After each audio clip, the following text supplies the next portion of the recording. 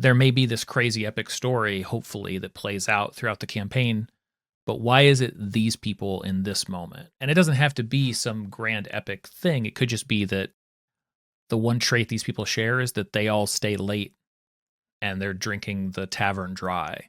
You said it sounds like the first session is always the most difficult. It doesn't have to be.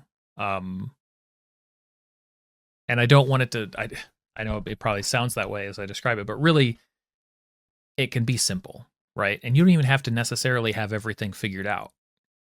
At some point, we'll put a pin in this idea for the future. I think it'd be really interesting to sit down and analyze some first sessions. Hey, Tails. It's been a while. Sure has. Quick question: what are 3 things you would hope to achieve in the first, in the first session? Oh man.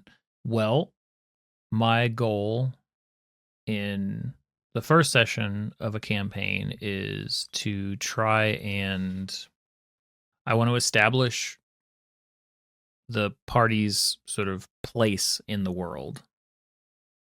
I want them to kind of know where they stand, right?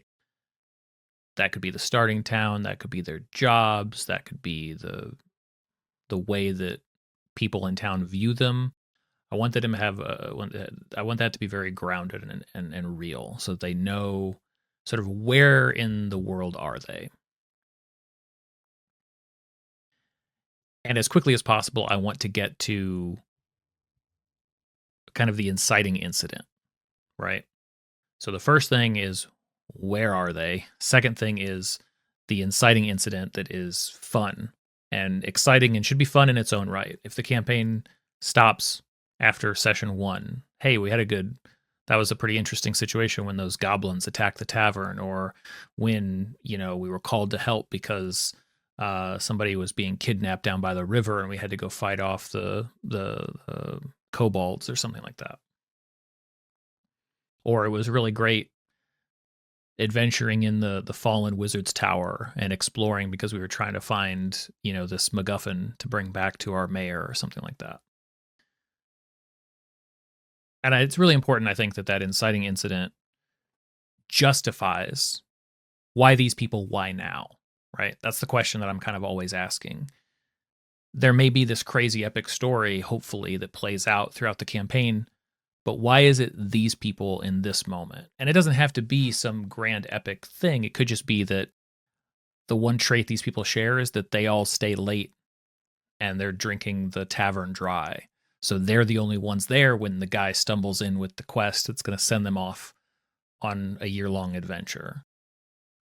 Or it could be that they just also happen to know this one NPC. And because they have been friendly to this outsider in town, all of them in their own different ways, as a result, they gain this information.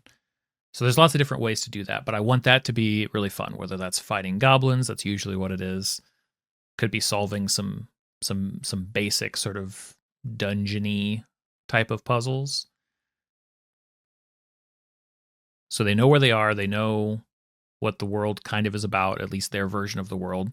They have some fun working as a team, working together, seeing that they can be capable and accomplish something that can make things better, right? They should feel successful even in that first session. And the third thing that's really important to me, it's probably not important to everybody, but I find it really important. I want that first encounter, that first bit of the adventure to kind of give some clues as to what's coming.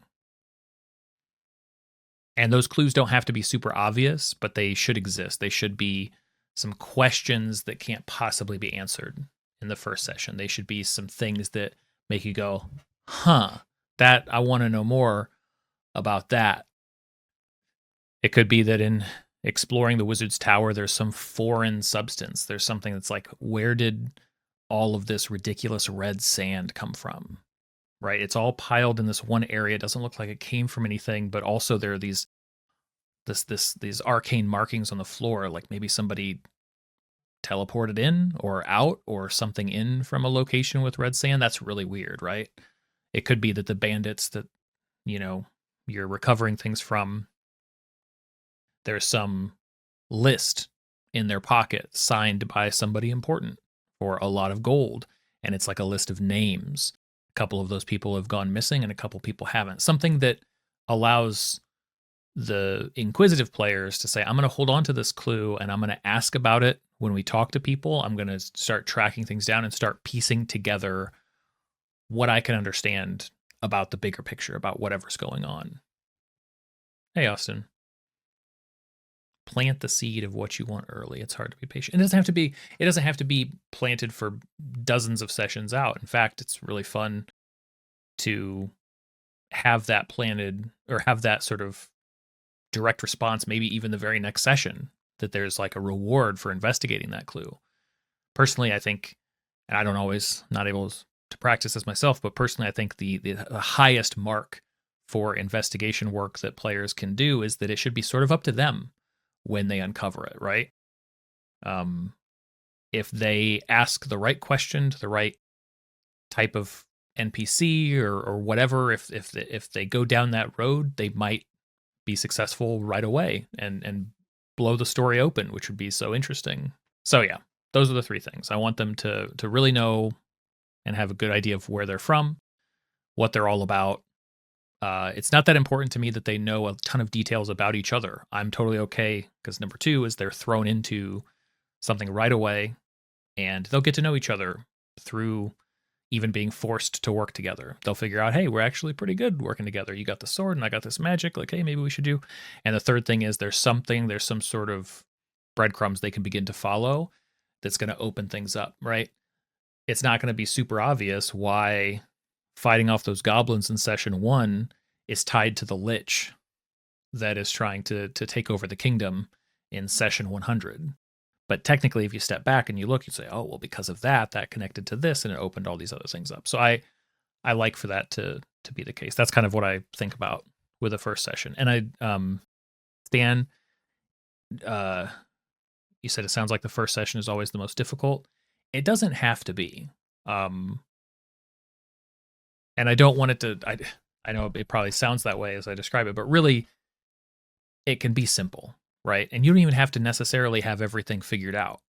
You know, when I say dropping a clue in session 1 that connects to session 100, that can sound like, well, do you have to have 100 sessions planned out? No. All that you need to use my like red sand example, let's say there's something strange like that in the dungeon. I just have this vague idea of a thieves guild from the red desert, and they were here. That's all so far. And if somebody asks, like, hey, I got this vial I collected of this sand, does that make you think of anything? And all of a sudden, like a guild merchant goes kind of pale. They're like, I don't want to talk about that.